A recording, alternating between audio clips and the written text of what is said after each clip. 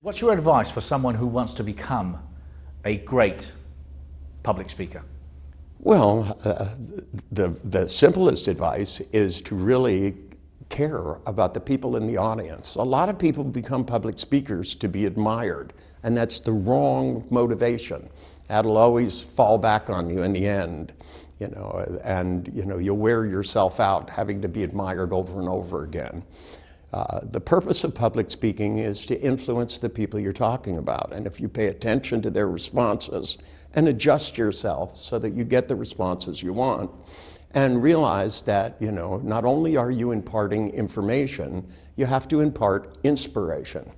That public speakers are in the edutainment business, and if it isn't both entertaining and educational, you'll never be a good public speaker.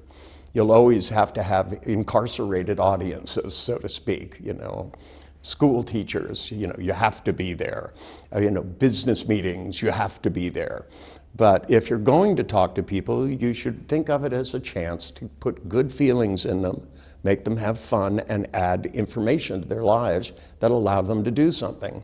And if that becomes very important to you and you pay attention to their responses, I think that's part of how people become charismatic. People don't start out that way. It's not there's a charisma gene.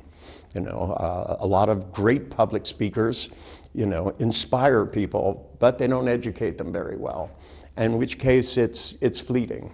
But there are people that inspire people to do things. Now, I don't always agree with what they inspire them to do, but the fact that they believe in what they're talking about, they have big ideas, and they have the ability to impact people is because they pay attention to who they're talking to, pay attention to whether it's working or not. I mean, this is why we teach twice a year a public speaking course, and it's called charisma enhancement. It's not called public speaking. Public speaking is the largest area of phobias. There are more people with phobias of public speaking than all the rest put together. And this is because we never start out having good experiences. Instead, it's you stand up in school and they criticize you, and you start out with all this struggling, and people end up with a lot of fears about it. And it's because they don't think about it. They're too busy thinking about their nervous stomach and not the quality of the experience of the people that they're talking to. And when you turn that around and teach people that, you're like a musical instrument, your voice can vary in lots of ways, and tone and rhythm, and look at it on oscilloscopes and all the things we do to people. It's amazing. In 5 or 6 days, people totally change from, being somebody when you listen to them, you want to shoot yourself in the head, to somebody you actually want to listen to.